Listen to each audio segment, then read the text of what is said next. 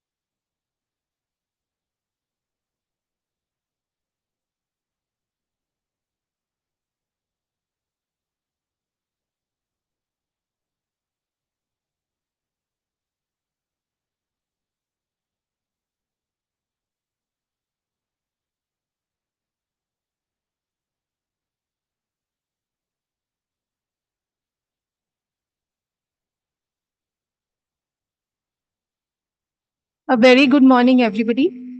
So, we have the basic science grand round today from the Department of Molecular and Cellular Medicine. And the topic what we have chosen today is liver regeneration. So, we'll be having three presentations. So, I'll be starting with liver regeneration after partial hepatectomy. This is the scenario, in fact, the most ideal scenario when the liver grows back completely. So I'll try to give you some updates which have been there in the field and the work what we have been doing. So we all know that liver is endowed with a unique hepatostat system. That means it is the only solid organ which uses regenerative mechanisms to grow back or restore back into its full size that is required for body's homeostasis. Other organs also grow, but they do not restore completely. And the best model that have been used to study this hepatostat is, of course, partial hepatectomy, especially large resections where 60 to 70% of the liver is resected, and we use mice or rat models. Now, why this model is ideal? Because there's no necrosis in the remaining lobes, so no inflammation driven regeneration. In fact, it is only purely by the compensatory growth in the remnant lobes. And most importantly, we can enable this model enables to study the timing of the regenerative events.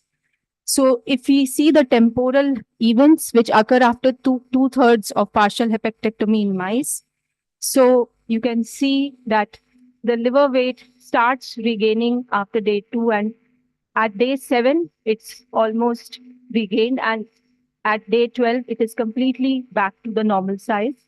The proliferative or the DNA synthesis starts increasing from day 1, and then finally it decreases once the liver weight is back. So we say that both hypertrophy and hyperplasia, they contribute to this liver mass regeneration after hepatectomy.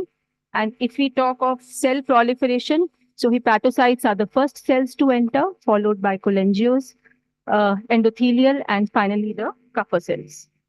So now the major attributes of this model, what we know till now is that after PHX, liver regeneration is characterized by phenotypic fidelity, which means hepatocytes become hepatocytes, cholangios become cholangios, and so forth.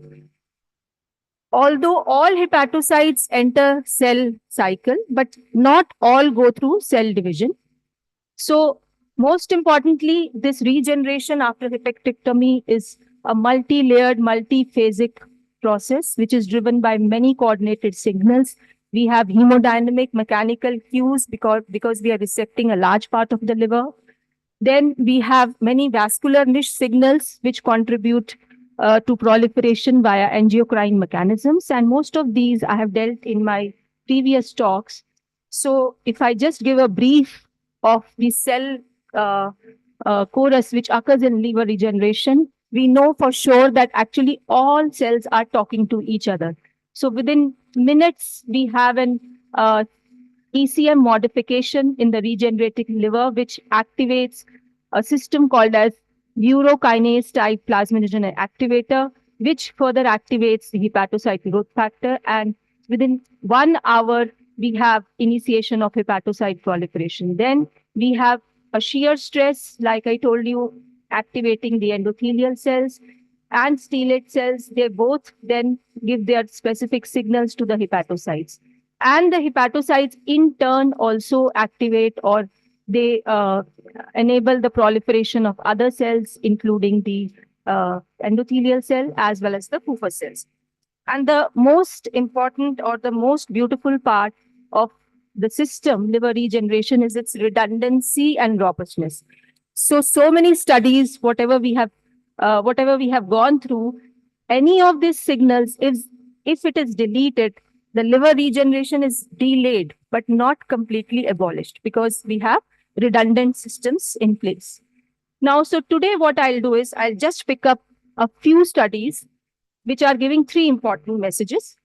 Firstly, coordinated regulation of metabolism and cell division is essential in the remnant hepatocytes after hepatectomy. So this question was asked, how the liver maintains its specialized functions during regeneration. And in this study, they made a model of partial hepatectomy and then collected the liver cells at different time points, made single cell suspension, and then did a single cell RNA sequencing. So single cell RNA sequencing, just to introduce you, is nothing where we can sequence single cells. So we have different types of cells and different type of genes. So it's a high throughput cell gene expression matrix, what we get. But finally, with the help of trained bioinformaticians, we can plot it in 2D or 3D in the form of UMAPs. So here, the more closer the cells are associated, we'll have more clustering of these cells. So we get different cell types of cell clusters, which can be identified with their specific genes. So in this study, so you see these are the different groups what they have used. These are the PHX models. Along with that, they have also used an adult liver and a postnatal liver at P40. So these are the different 2 types of cells which they could get. 18,000 hepatocytes were sequenced, and these are the non-parenchymal cells.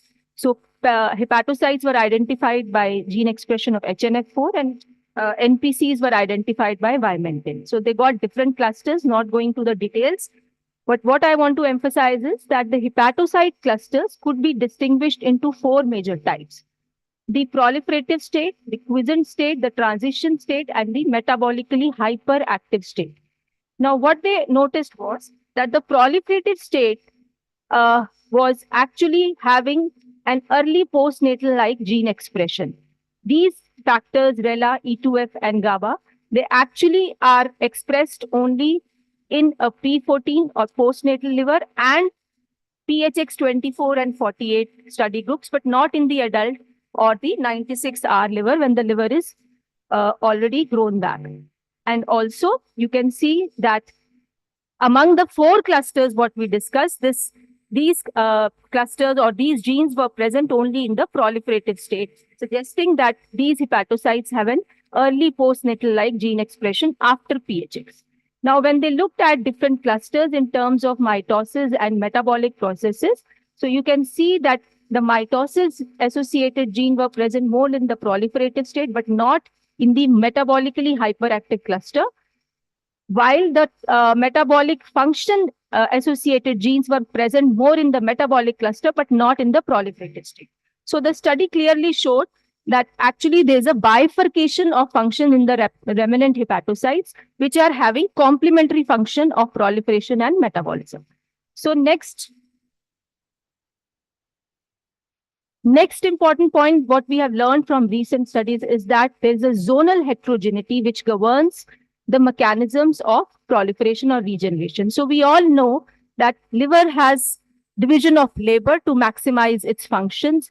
We have gluconeogenesis, urea synthesis, all or fatty acid oxidation, all in the portal areas, where near the central areas we have more of glycolysis, we have lipogenesis, bile acid synthesis, and the detoxification or the CYP systems all in the central. So we have certain genes which actually identify these zones very clearly, like the CYP2E1 clearly correlates with the zone 3, and the urea cycle genes are all in the zone 1. So based on these identity, recent studies have done both single cell RNA sequencing and a spatial transcriptomic sequencing. So in this atlas, they have identified these signatures from both healthy liver cells and regenerating liver cells.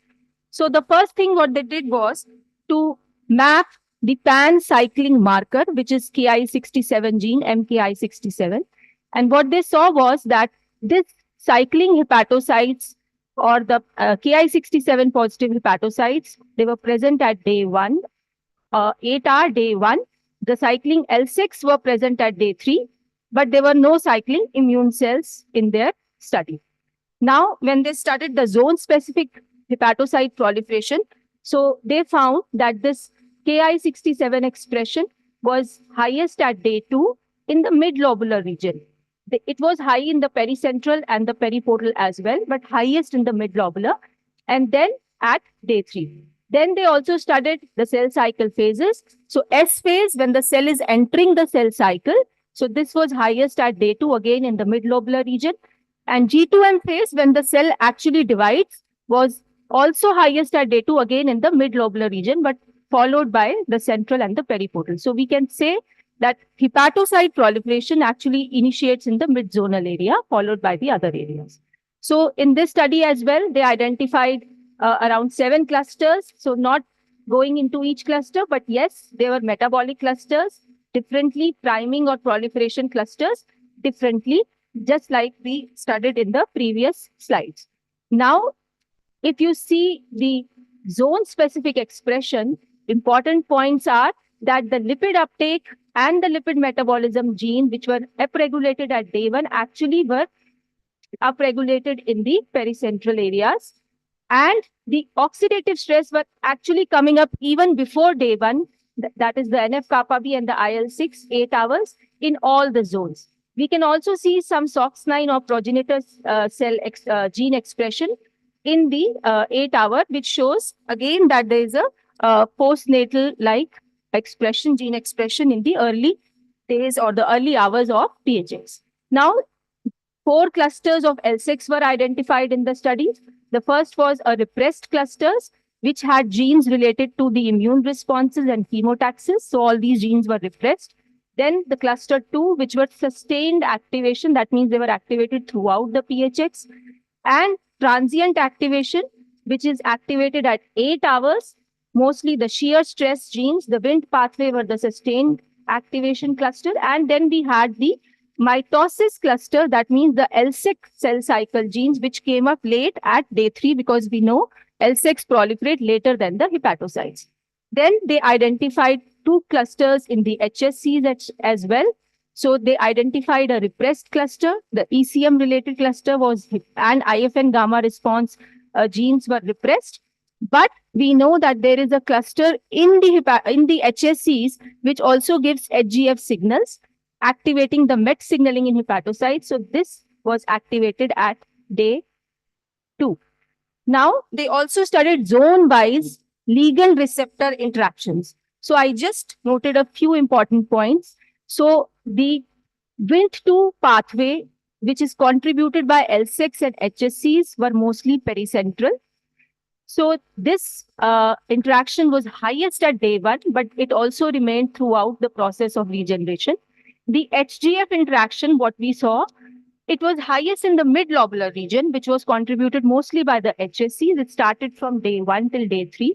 Then we also had some non-canonical Wnt pathways, which were increased mostly at day 1 in both periportal and pericentral area. And the Notch pathway was more in the periportal hepatocytes. Now, this is all the mice study.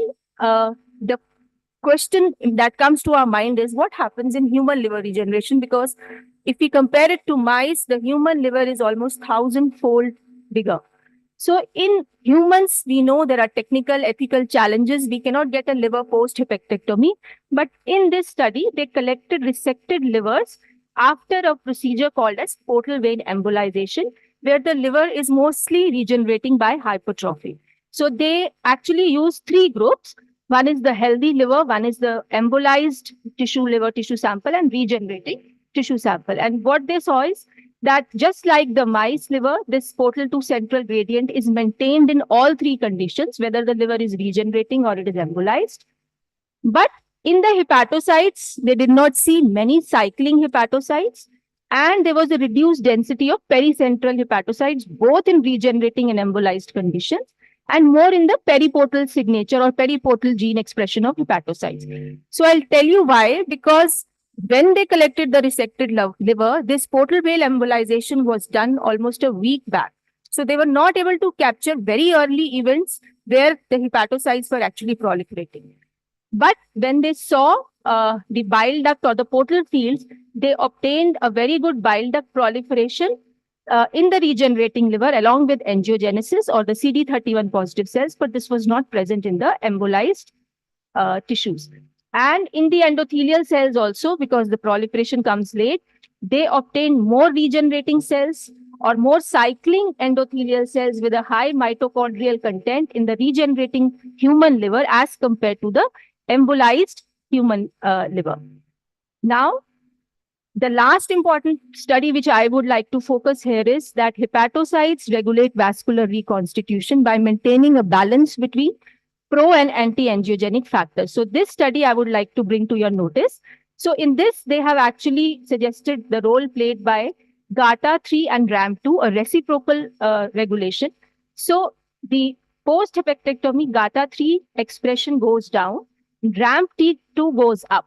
This leads to a decrease in PEDF and an increase in VGFA. PEDF is pigment epithelial derived factor, which is an anti-angiogenic factor, and VGFA is an angiogenic factor. So this causes vascular growth or vascular proliferation or angiogenesis post-hepatectomy. And the study also showed that these factors also lead to a migration of these endothelial precursors from the marrow. Now, most importantly, in this study, they showed a connection of this PDF and VGF with human post-hepatectomy liver failure. So they divided the patients into major and minor hepatectomy. So in the major group, they of course, they got a more regeneration rate, and they identified 19 patients which had experienced PHLF. Then in these patients, they studied all the factors of which could have affected the PHLF, including their own index of PDF and VGFA, which they converted to log values. They found a few factors, including this PDF VGFA index, intraoperative blood loss, the perioperative bilirubin levels, and the age factor. And they considered all these factors and they made a nomogram. So when the nomogram was actually able to give a very high ROC as compared to the already existing predictive factors like MELD and albumin bilirubin. So based on these three studies, we can deduce that achieving a vascular reconstitution along with safeguarding both the metabolic and proliferative equilibrium in the remnant hepatocytes is a must for effective regeneration post hepatectomy or liver failure. In fact, this single study clearly showed that in a model of post hepatectomy liver failure, if we express both hepatocyte functional genes and reconstitute the vascular network in the liver, there's an increased survival. Not going into the details, I'll just directly come to few studies, what we have done in the lab. So Impreet thesis was all based on establishing a link between the gut bile acids and liver regeneration. So she studied the models of 70% hepatectomy and did some investigations. So first thing what we noticed was that post hepatectomy, there was a decrease in the primary to secondary bile acid ratio. So when we dissected individual bile acids, so we found that some of the secondary bile acids were increased at day 2, like lithocholic acids and deoxycholic acid, but they were again decreased or restored back to normal at day 5. Now, next question we asked, do these secondary bile acids actually affect liver regeneration? So for this, we made models of 3-week antibiotics, where the secondary bile acids were actually reduced due to a reduction in their specific gut microbiota, although not a perfect model, but yes, we did observe a significant decrease in the secondary bile acid expression, something which we were looking for. And the secondary bile acid decrease actually led to a decrease in the hepatocyte proliferation as well as the cell cycle gene expression in these hepatocytes. So now, next question, how are they affecting the LSEX? So we could see that these antibiotic THX models actually had a reduced expression of both the Wnt and the hepatocyte growth factors, which are secreted from the LSEX. Not going into more details, but yes, we saw that if we give a direct LCA treatment to hepatocytes, there was not much effect, but an LCA treated with LSEX and then treated with hepatocytes was showing a more better proliferative effect on hepatocytes in 3D organoids. So this was the summary. So we need secondary bile acids for a healthy liver regeneration post PHX, and a decrease in these bile acids can lead to a decrease in the LSEC-based angiocrine signals to hepatocytes. So next, for Aarti's work, we have been studying lymphatic vessels. So we know lymphangiogenesis is a process that occurs during every liver disease, but what it is doing in liver regeneration is what is the question what we asked. So what she studied, that lymphangiogenesis is an essential feature which occurs at both day 2 and day 5 post hepatectomy. She also studied lymph drainage, which started increasing from day 1 and was restored back at day 5. Then she studied what happens if we decrease lymphangiogenesis. So she saw a reduction in the lymphatic vessels, and most importantly, we saw a reduction in the number of cholangiocytes. So we then mapped a series of stainings where we studied both cholangiocytes and the bile ducts, and you can see they almost share a similar growth kinetics after PHX. So that means, are they interacting? So what we did was we co-cultured these cholangiocytes in presence of the conditioned media from the cultured endothelial cells, and the organoids in the control were not well formed till day 7, but this growth was very well seen when these cholangiocytes were cultured with lymphatic endothelial cells. So then she also did some secretome analysis from lymphatics endothelial cells, and she has identified a gene or a protein called as Wnt7a. So this Wnt7a pathway, Wnt7a and the LYC conditioned media actually increased the growth of these cholangiocytes, but the inhibitors decreased their growth. Not going into details, only the summary point here is that lymph-angiogenesis, just like angiogenesis, is a characteristic feature of post-hepatectomy liver. So these are few of the publications from the group in this field. And of course, this is just the starting. Many questions still remain to be answered, especially in the human setting. What relevance do lymphangiogenesis and bile duct proliferation have? Can we have predictors of failed liver regeneration post-hepatectomy or post-transplant in recipients? Do bile acids, lymphangiogenic factors be one of these predictors? And then, like I said human liver usually grows by hypertrophy. Can we identify this switch from hypertrophy to hyperplasia? And can we use these triggers to actually develop therapies for liver regeneration in failure, post-hepatectomy, or even acute liver failure? So I'll end here. My due acknowledgements to all my mentors, my colleagues, my students, my collaborators, and the funding. Thank you.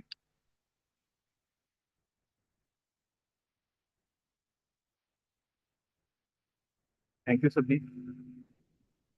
So taking from the partial hepatectomy to the liver injury model, so which is the more relevant with respect to the liver disease and the regeneration failure. So as Savneet summarized that in case of partial hepatectomy, you have a rapid proliferation of a hepatocyte within an hour. Usually there is no inflammation, there is no necrosis. So we initially believe that the bone marrow has no contribution or a minimal contribution to in case of partial hepatectomy. But recently this paper came, this says that, and Savneet has also highlighted the requirement of vascular regeneration after the partial hepatectomy. So this shows that though the hepatocyte proliferation ceased by day 14 in animals, the vascular regeneration is still going on. And for this process, they require active contributions from the bone marrow in terms of the monocyte recruitment and their subsequent differentiation to the macrophage to clear the senescent endothelial cells and inducing the vasculogenesis. Coming to the liver injury model, so in contrast to the partial hepatectomy model, whenever there is a ischemia, toxic, or infectious type of liver injury, there is a necrosis and active inflammation. Hence, there is a requirement of a bone cells from the bone marrow to tackle this process, and regeneration begins only after the removal of dead crops and subsiding the inflammation. So, unlike partial hepatectomy model, in this case, whenever you have a liver injury, so that basically leads to the DAMS and PAMS production, which trigger the bone marrow compartment first to give a increased amount of myeloid population, we commonly known as the stress-induced or the myelopoiesis. And that basically lead to the recruitment of monocytes. And these monocytes differentiate into the liver in the form which we know as the bone marrow-derived macrophages. This macrophage is essential for subsiding the necrosis because it circum the necrotic area. They try to restrict their growth and also clear the dying cells and the inflammatory cells. And once this process begins, these macrophages get activated and they are the one who, and then the remaining process is similar to the partial hepatectomy model, that is the priming of the hepatocytes, then inductive growth or the proliferation of both parenchymal and non-parenchymal cell population. However, in liver injury model, this has been also observed that in case if there is not a sufficient clearance of the necrosis or there is a failure of hepatocyte regeneration due to any reason, yes, there is an appearance of a second cell population, which we commonly known as a hepatic progenitor cell activation, or clinically we call it the ductal reaction. So these cells try to give the hepatocyte, but their contribution to the liver regeneration is still controversial. So we started our journey for the understanding the regeneration process with this very good study from Dr. Arjuna, where she tried to find she analyzed in extensive analysis of both this hepatocyte proliferation versus ductal reaction, and what she concluded in case of ACLF and chronic decompensation, there is a marked reduction or the failure of loss of hepatocyte proliferation. However, she observed there is a marked increase in the ductal reaction or HPC activation. So taking this lead, Smriti, first time she tried to find that what is basically, does it participating or it is not participating. So one thing she found was that the ductal reaction is high, but still the minimal hepatocyte replication is essential for the spontaneous recovery. And what she concluded that it's the NIS component which is markedly defective and which is required for the liver regeneration. So she focused on the that there is a stellate cell activated SDF1 and the CXCR signaling is active in ALF model where you are seeing a marked hepatocyte proliferation, but the same process is defective in acute on chronic liver model. She also found that independent of the HGF axis, MCS axis, which is required for the macrophage maturation, is also defective and they're independently correlated with the hepatocyte proliferations, so suggesting the putative dysfunction in macrophage and their association with regeneration failure in chronic model. So considering that and the recent advances which says that the role of macrophage in all the subsequent step of regeneration process in injury model, including necrosis clearance, priming, proliferation, and the ductal reaction. And for this increased demand of these cells, the bone marrow myelopoiesis is critical. So we focus on these two core aspects of the regeneration process, bone marrow as a responder and effector cell as a macrophage. So we will first discuss about our bone marrow journey. So regeneration in liver injury, can we target the bone marrow? And why we have, it clear the damage, provide the paracrine support, rescue the loss of non-parenchymal cells, remodeling of extracellular matrix. And this journey we begin with the GCSF, forced mobilization of the bone marrow stem cells. And we published a subsequent paper, but I will like to highlight the paper from the Lokesh, where we in-depth study the mechanism that how GCSF is helping.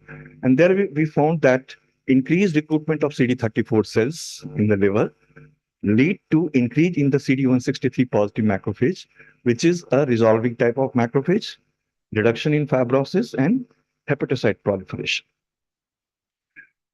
More interestingly, in this study, we also observe that the effect what we are getting clinically is transient, and this too is effective only in the patient who has a sufficiently good amount of bone marrow. So some amount of bone marrow stem cells are required.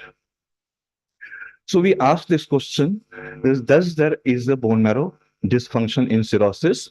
And indeed, Shagan has shown that there is a loss of bone marrow stem cells and their NIS component in the cirrhotic condition.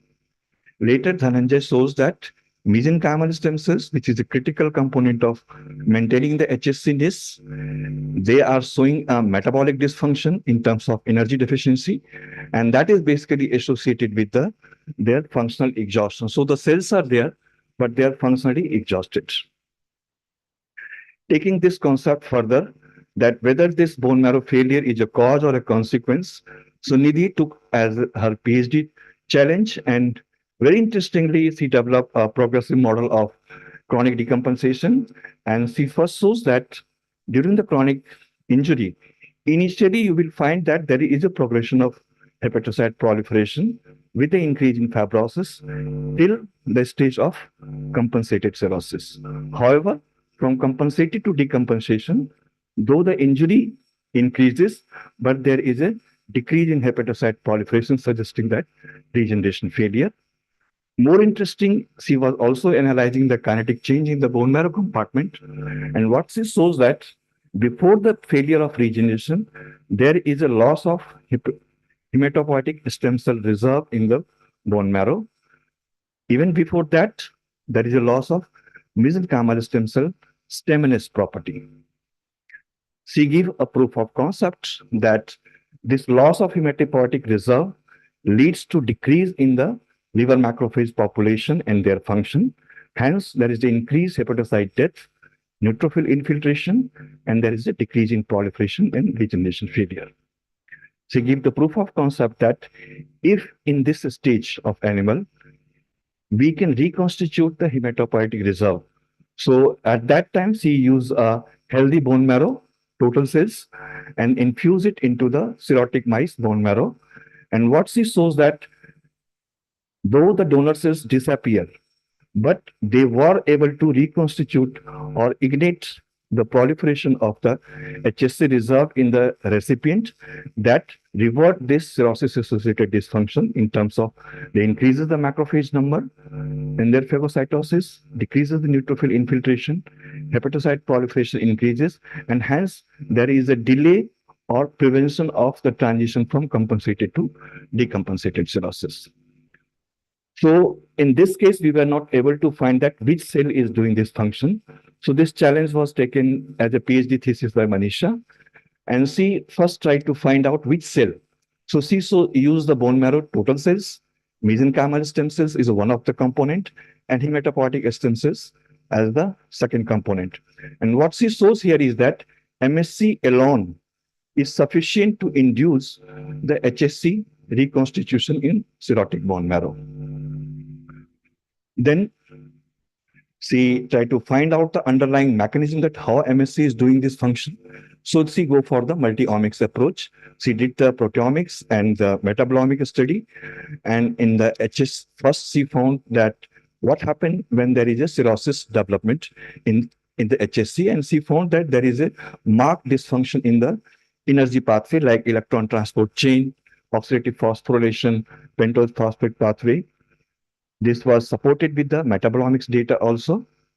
So suggesting that there is a mitochondrial dysfunction in the HSC compartment in cirrhotic condition. Then see that what happens when we give the MSC.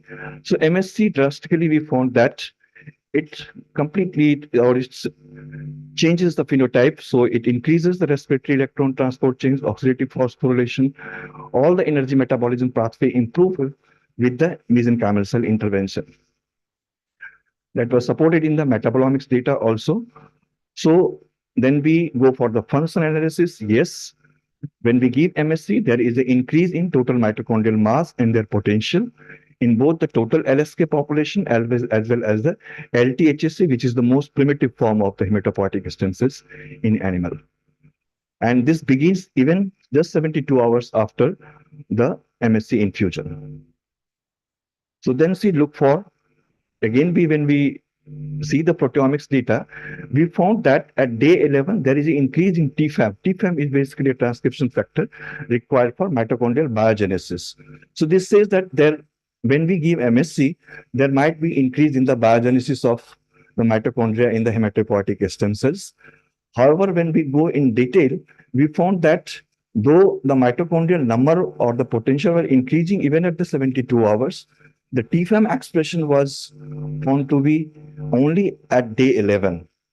So that means there is some other mechanism also acting, which is supporting the increase in mitochondrial mass in the hematopoietic stem cells.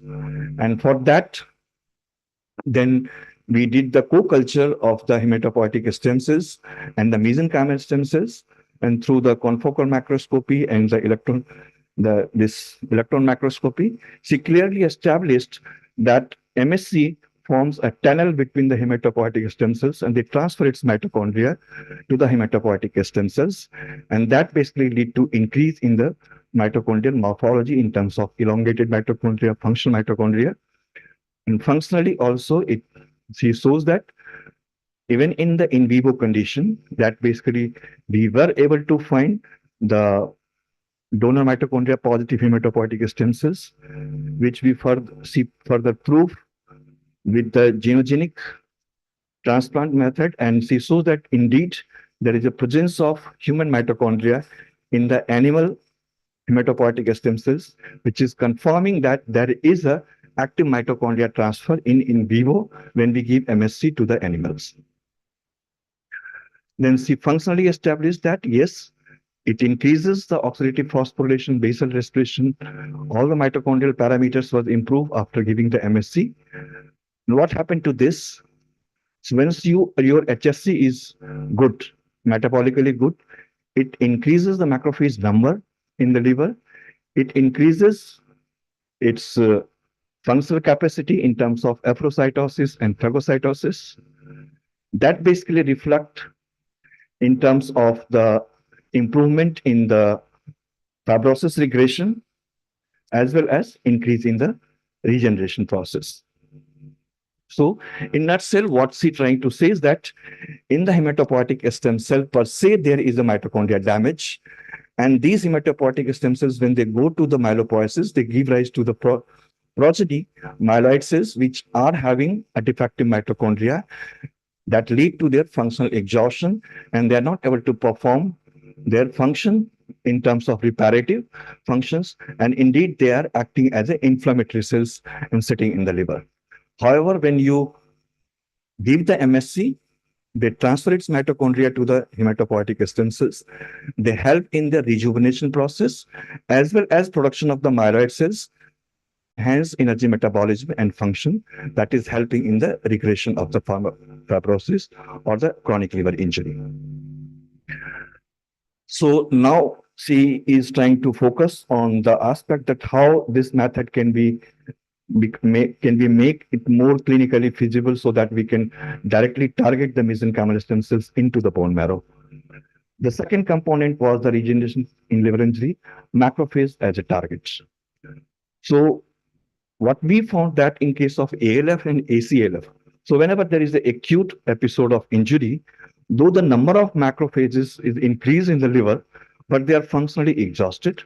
However, in case of chronic liver injury, not only the function, the number of the cells is also low.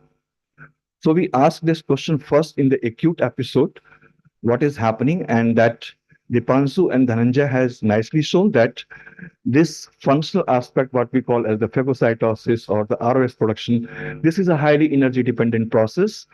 So oxidative phosphorylation is critical for its phagocytic and apoptotic activity, while ROS production is more dependent on the glycolytic process of the cells.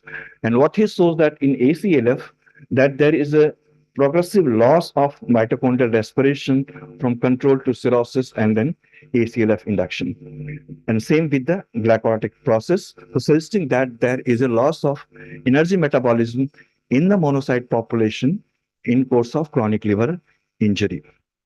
And he has nicely shown that ACLF monocytes has decreased mitochondrial mass and function. So as a proof of concept, we're trying to see, can we, if we increase the mitochondrial mass, what will happen? So yes, when he co-cultured the MSC with the macrophage, monocyte, he was able to show that there is an increase in the mitochondrial uptake by the monocyte, and that lead to increase in mitochondrial mass, potential, energy metabolism, as well as the function. So next, we want to take it into the in vivo model. And for that, Nidhi has developed the ACLF animal model. And then Dhananjay and Deepanshu has nicely shown that indeed, when we give the MSC in vivo through the IV route, they were able to improve the mitochondrial function in the monocyte population. And apart from their in reaching the or preventing the injury and the potentiate regeneration, which is already known, we also saw that the MSC therapy leads to increase in the monocyte function, and it can prevent the innate immune paralysis, which is one of the common features in the ACLF, and hence helping in the recovery of ACLF. So once we got this, so next to translate this into the clinical aspect, we established our own CGMP lab for the production of clinical grade cells. And just a few months back, we got the CDCO approval for the NOC to go ahead with the production of the testing batch. And after that, we will get the approval for initiating the regulatory trial for the MSC use in ACLF. But as on a compassionate ground, we did some clinical study using the mesenchymal stem cells in ACLF, where we give the 4 doses of MSC in the ACLF patient, and 90 days, all patient, we got 100% survival, no major adverse effect we observed.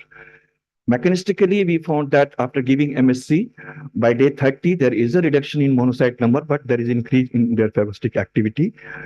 All the pro-inflammatory parameters like TNF-alpha, IL-6, IL-1 beta was progressively decreased, with increase in the anti-inflammatory parameters like IL-10, IL-1 RA.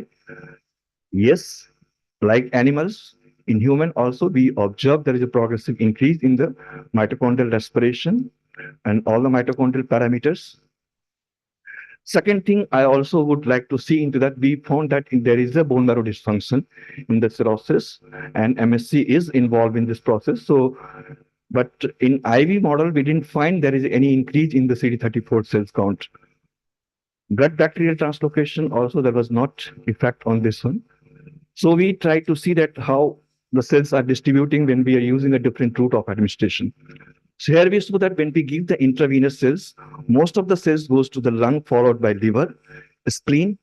There is no cells going to the intestine, or very minimal amount it is going into the bone marrow. When we give intraperitoneal, the cells goes to the liver, highest, followed by intestine, but little into the bone marrow. When we give intra-arterial in the animal, we found that it goes to the lung, liver, bone marrow, as well as to some amount of cells are also going into the intestine. So with Dr. Amar, we try to recapitulate this process in more clinically viable way. So here for the beginning, we use the more little stable patient, but have a male more than 15 they have a prior episode of decompensation. So what we did here, rather than giving the intravenous, we target the cells to the liver. So we distributed 60% into the right lobe, 20% to the left lobe, and 10% we given into the SMA and IMA to target the intestine also. So I will show you this gut aspect of the data. So in this route, we did found there is an increase in the CD34 count at day 30, and there is a reduction in the IgG positive gut bacteria. So quite maybe we have to combine these two doses, or we have to select the patient that what type of intervention we should give in depending upon the patient condition. Next, so we are also trying to understand that why there is a shift in the myelopoiesis from the reparative to the pathogenic aspect, and what is the role of what is happening in the bone marrow. So here Dipanshu, as his PhD topic, he has nicely shown that in the cirrhotic progression, chronic liver injury progression, you have a gut dysfunction and you have a Puffer cell loss. So when both the things happen, there is a rapid increase in the endotoxemia in the bone marrow. That basically leads to the bioenergy failure of the hematopoietic stem cells, and then leading to the production of cells, which indeed is having a energy metabolism dysfunction, and that lead to the production of the cells, or which they induces the maturation defect in the monocyte into the functional macrophages.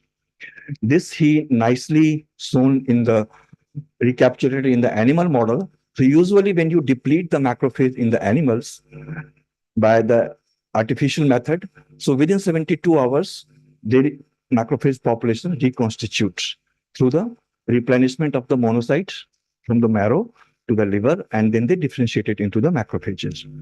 So what we did, that we again repeat this study with the condition. So in one condition, we damaged the gut, and the second condition, we did damage the gut, and then we depleted the macrophages. So what we found, when there is a gut damage, the liver was failed to replenish. There is an increase in monocyte in the liver, but there is no increase in the macrophage number.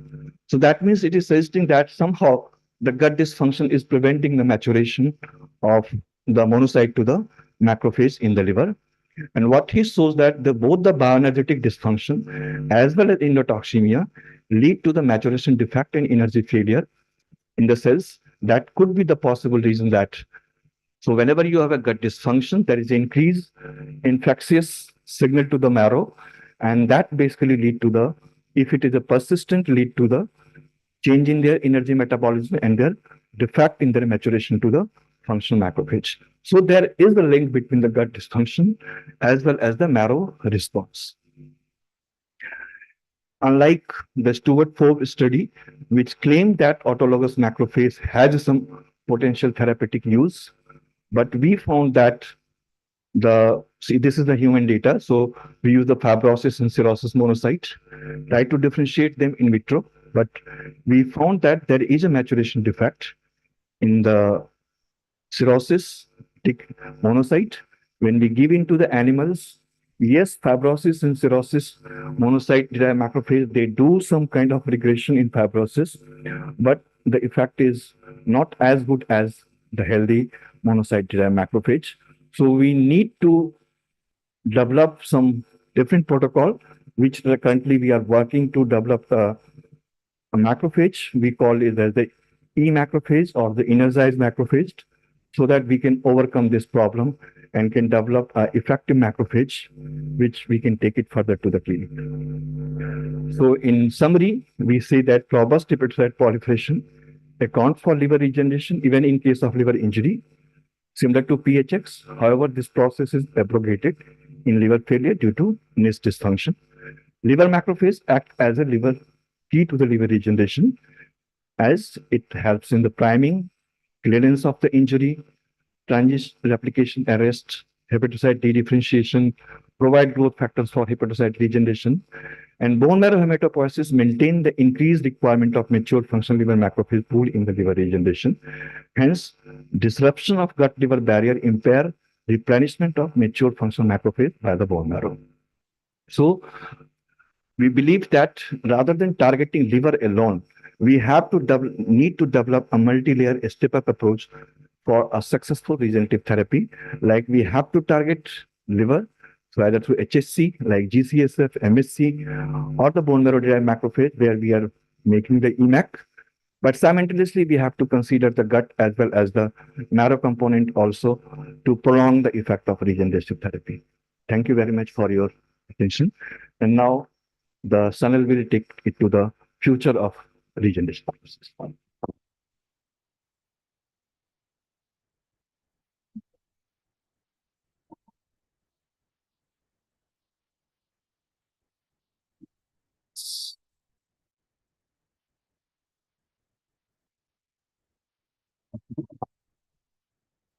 Anil, you have limited time, but we will extend the time today, maybe by 5-10 minutes, so that you have your Just around 20 minutes or so. Don't worry. And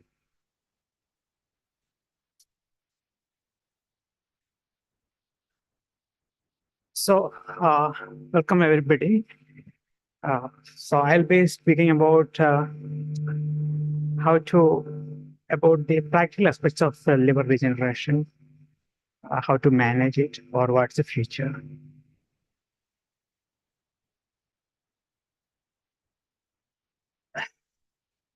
So liver transplant is currently the only definitive treatment in cirrhosis or acute liver failure. Anything else so far, to our knowledge, is a bridge to transplantation, but which is limited by its cost and availability of donor livers.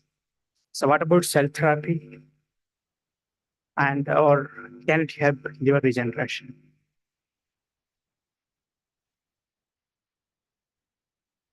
So what is this?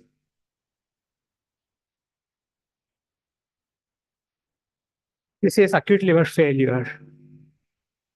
You can see it is your liver is burning actually. So when you do cell therapy in liver failure, essentially you are adding more people to the burning train. So in fact, many attempts of cell therapies has failed in acute liver failure. Several trials across the world, whether using primary hepatocytes or using MSCs, or this is a new trial which is they are testing macrophages, allogenic alternately activated macrophages in Edinburgh, but things are grim. The situation is very grim. So where cell therapy could actually work? Cell therapy could actually work in inherited liver diseases like tyrosinemia type 1, where FAH is deficient, Crigler-Najjar syndrome, alpha-1 antitrypsin deficiency, and also because of very different reasons in diseases like hemophilia, and maybe in autoimmune liver diseases, and in post-hepatectomy liver failure, or in SFS, although that term is not right now. So long back, we have done some experiments with in an animal model in Roy's lab. So where we transplanted primary hepatocytes as well as induced pluripotent stem cell derived hepatocyte-like cells into an animal model of hyperbilirubinemia, which are in rats. These are called gun rats. This is a animal model of Crigler-Najjar syndrome. So, as you all know, what happens in Crigler-Najjar syndrome? Here, after the transplantation, this is what we have observed. But remember that all these animals which were suffering from Crigler-Najjar syndrome required a partial hepatectomy. And in many cases, radiation of the liver to enable this repopulation, which is not practical in human cases. So anyway, these are the results. I was involved, my main role was involving in the iPSC generation and differentiation into hepatocyte-like cells, and these were transplanted into these gun rats, which, and as you can see here in this slide, this is a section of the transplanted liver from a gun rat. You can see in brown color some colonies. These are the engrafted hepatocytes and primary hepatocytes. And the slide below, you will see engrafting hepatocyte-like cells from iPSCs. So this means that repopulation is possible and cell therapy is viable in genetic diseases, but again, under very stringent conditions.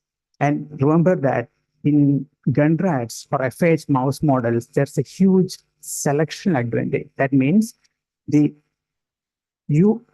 transplanted cells get an advantage over the cells which are resident in the liver. Because if the resident cells are there, they always try to proliferate, and then the transplanted cells will be just wiped out in weeks.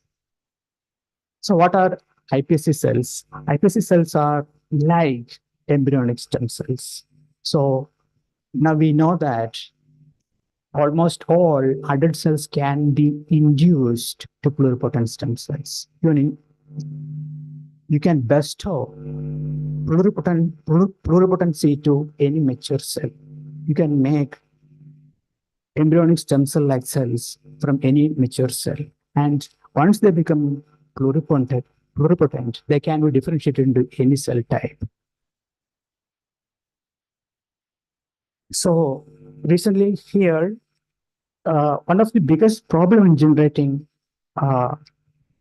induced pluripotent stem cell is their inefficiency. So this process of generating iPS is very inefficient. 1 in a million cell become induced pluripotent stem cell. So here we have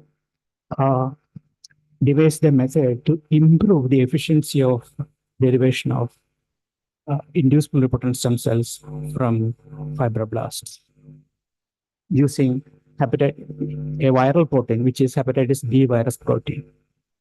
I'm not going into the details of that because of the shortage of time. And what about cell therapy in chronic diseases?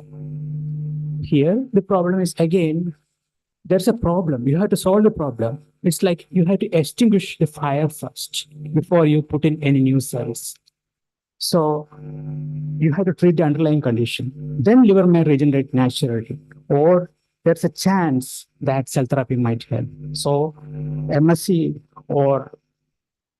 therapy or primary hepatocyte transplantation might help only in very limited situations like ALD or in HCV when the patient is already responding very well to antivirals. So what is the solution?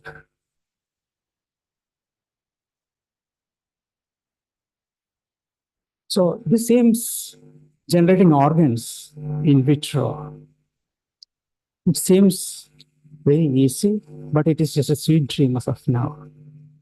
We have miles to go. And you hear a lot of stories about organoids, but let me tell you, 90% are false claim. And what is not an organoid? Just a cluster of cells, unorganized. You can't call it an organoid. A mixture of cell types or something from floating crab or something stuck to a plate. They're not organoids. A true organoid should have the right kind of cells. They should have the right orientation and the right, most importantly, the right connection between the cell types and right junctions. For example, the tight junctions, gap junctions, they should be at the right place. For example, this is a good organoid. These are generated from induced pluripotent stem cells, which are in fact derived from any mature cells, skin cells, or hepatocytes, or from macrophages, monocytes. You can generate induced pluripotent stem cells. Although the efficiency to derive it from macrophage is much poor, so do from liver hepatocytes. Why this is a good organoid? You can see from induced pluripotent stem cells, which are derived from fibroblasts. They are forming. This is a brain organoid, by the way. You can see the two developing eyes in that brain organoid. And why you should believe me that they are brain organoids. This is the work of, by the way, it's a work of J. Gopalakrishnan. A cross section here, you can see here the optic cup developing here. As you can see here, the optic cup is developing. And when BRN is a crucial nuclear marker for identifying the retinal ganglion cell. It is expressing at the right place in the optic cup. And OX2 is constantly expressed throughout the layers of the normal retina. And you can see the expression of OX2 also. And these are these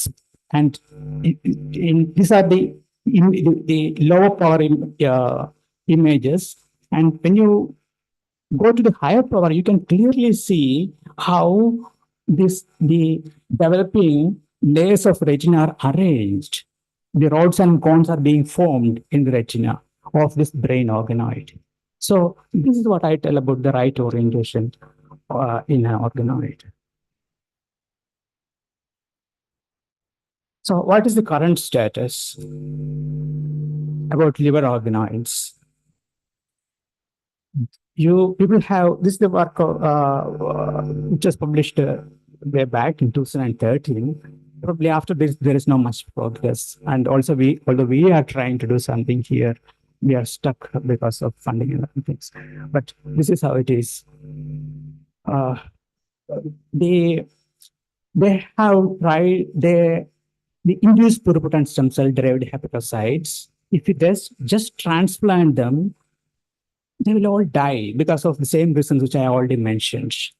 So what they try to make is they try to make a liver organoid. So by mixing it with mesenchymal stem cells, and as you can see here,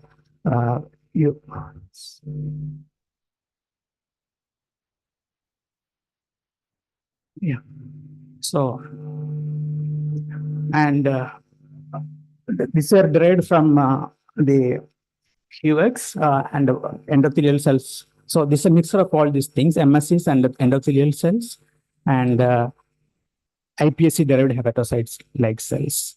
And in the next slide, you can say they mixed all these cells together. Still remember, it's just a mixture. You cannot really call them an organoid. Although this appears very beautiful, you cannot say this is an organoid.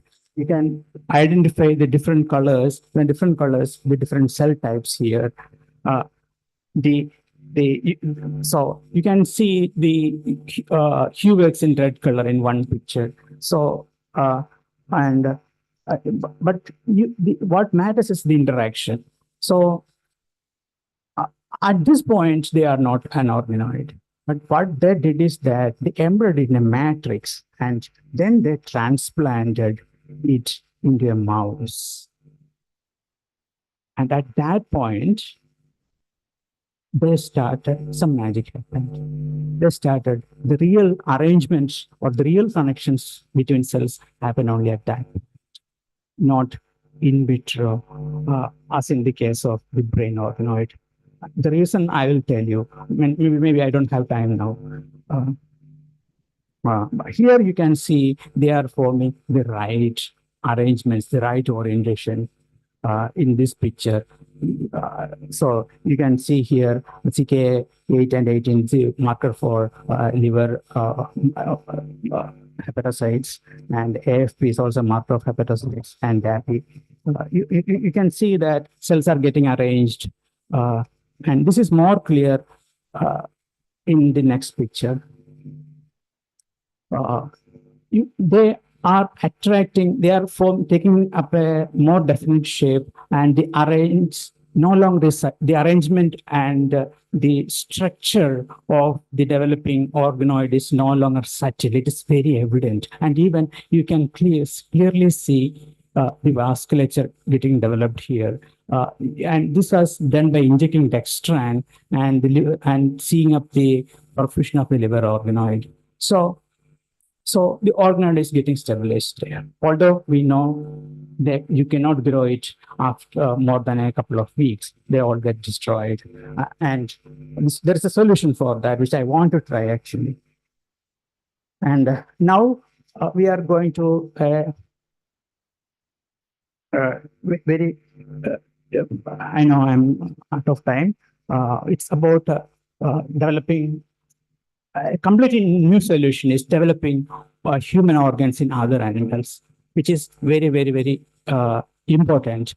And maybe my next talk, especially about interspecies there are two main approaches. One is about interspecies chimeras, then growing human organs in an animal, and third approach is humanizing an animal organ. These are very different approaches.